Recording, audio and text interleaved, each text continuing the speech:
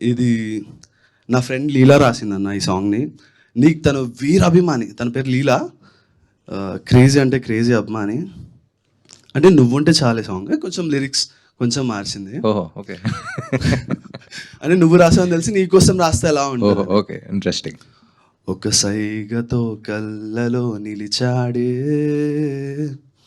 ఏదో కొత్తగా మనస్సుకే నచ్చాడే, ఒక నవ్వులో కాంతులే నింపాడే, అది చాలకే చూపుతో చంపాడే, పరిచయం లేదని జంక మొదటిలో కలిసాక సంశయం కనుమరుగైనదే, వెతికినా దొరకదే నీలాంటోడసలే, అది నాకన్నా ఇంకెవరికి తెలుసులే,